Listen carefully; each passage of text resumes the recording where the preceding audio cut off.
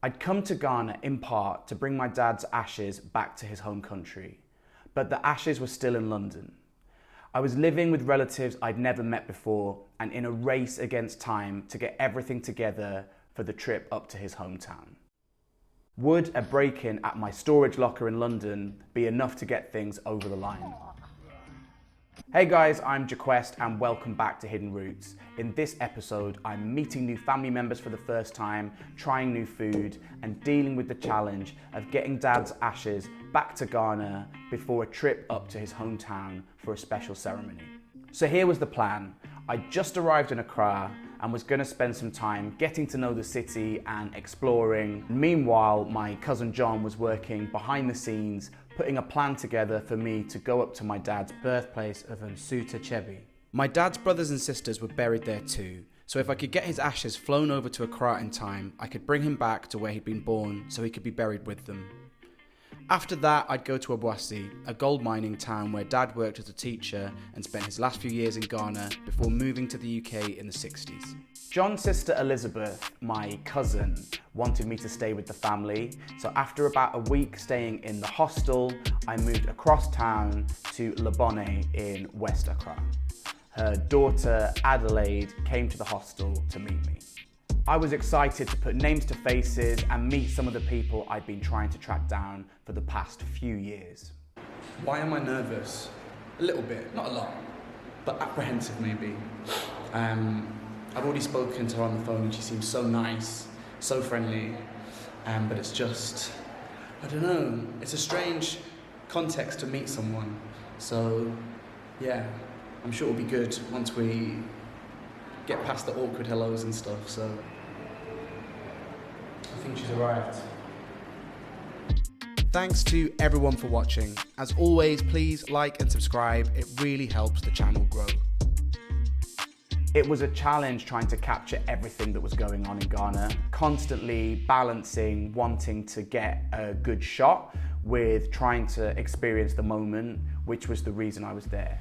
Putting the first series of Hidden Roots together was so therapeutic for me. It was a way of processing everything that I'd been going through, and filming in Ghana didn't feel like content creation. It felt like a way to make sense of everything and to give me a permanent record of everything that was happening. When I was filming the first series of Hidden Roots, I got lucky a few times having friends who were able to film things for me, and Chad, the Uber driver who filmed me meeting my cousin Edward for the first time. But when you're relying on other people, it doesn't always work out. I asked a guy at the hostel to film me meeting my cousin Adelaide for the first time, but this is what we got. You should see it, it's recorded. Yeah, yes, it's recorded. Just like that? Yeah, and then we'll go. Okay.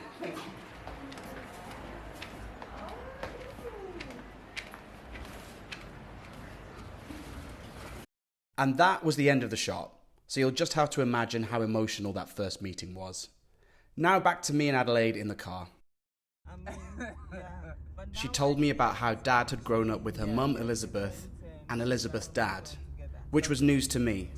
My grandfather brought him up together with my mother. So your dad and my mother were, age The same. they're contemporary. So they grew up like a sister and a brother, rather than an uncle and a niece.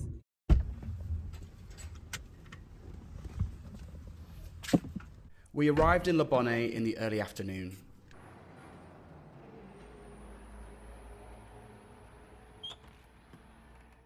So I was introduced to the Aboagyes. John and Elizabeth, their daughter Adelaide, Joseph, and the guys who live at the house and help them with life, Kwame, Aziz, and Abena. John and Elizabeth are both in their late 80s, so the guys help with things around the house, cooking, cleaning, driving, things like that. After a few days with the Aboagyes, I had a chance to reflect on my stay with them and how everything was going.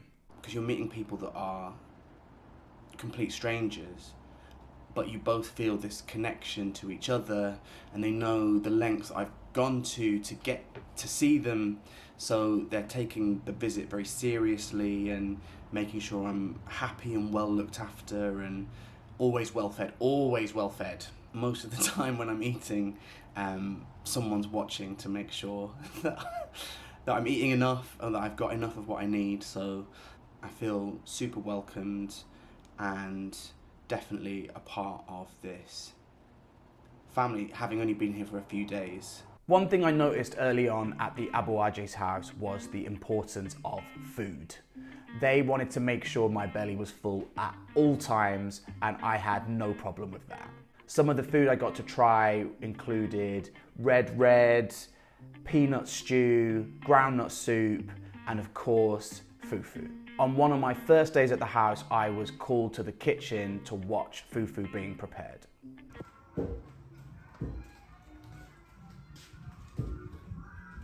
Come to watch the pounding. Whoa!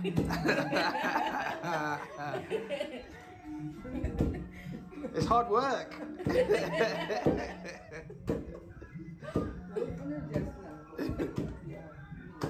And it tastes so good.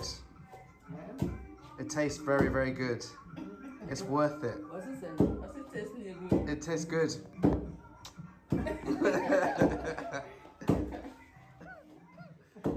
Making fufu is an art.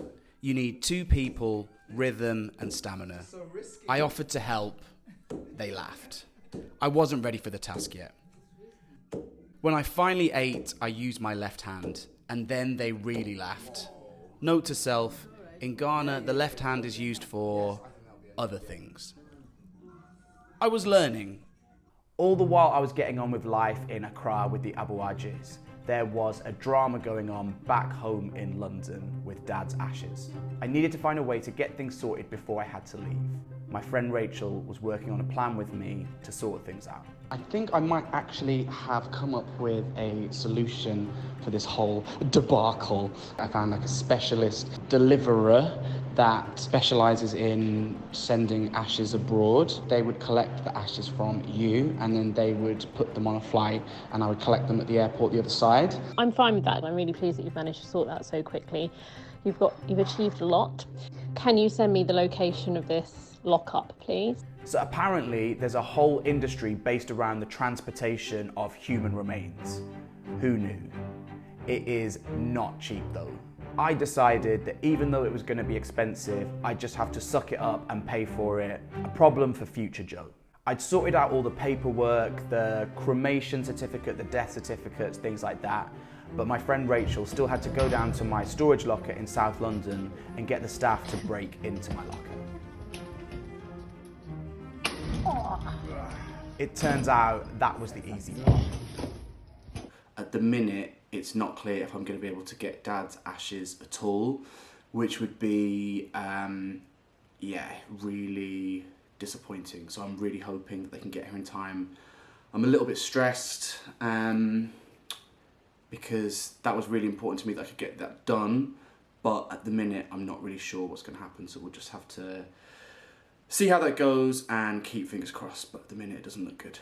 The company I'd found to transport the ashes told me that they actually couldn't guarantee that the ashes would get there in time for the ceremony and they could only offer like a 5-day window. But if they didn't arrive on the first day, it would have been too late. So after all that, all the planning, all the stress, after getting so close, I had to make a decision. The ashes would stay in London and I would go up to Dad's hometown without them. I was gutted, but when I spoke to my cousin John, he reminded me that Dad hadn't made it back to Ghana in more than 50 years while he was alive. So if it took a little bit longer for them to come back to his hometown, it wouldn't be the end of the world. But I was here now and I should make the most of the journey while I was here. Wise words. In my room, a conversation I had with Elizabeth about Dad was playing on my mind. It's been really nice talking to Elizabeth. After a certain amount of time, the contact between them just stopped. And again, she just doesn't know why that happened. But one thing that's been wild, and this confirms what I was thinking anyway, I was thinking back to when I met Ian, my dad's friend from college, Harlech. he told me that when Dad came to visit him in the late 80s, he came with 3 kids, 3 boys. And when I spoke to Elizabeth when I first arrived the other day, she said to me, "Are you in contact with your brothers?" And I said, "Well, I've only got one half brother, Christopher." And she looked at me and she went, "You've got more." So she seemed pretty sure. I mean, at this point in time, I'm not surprised by anything, but yeah, I'm starting to get the feeling that I've got someone else to find. The mysteries continue. If you're watching as this episode comes out, this link takes you back to series 1 so you can start the journey from the beginning. If you're catching up later on, that same link takes you straight to the next episode. Either way, click to keep watching.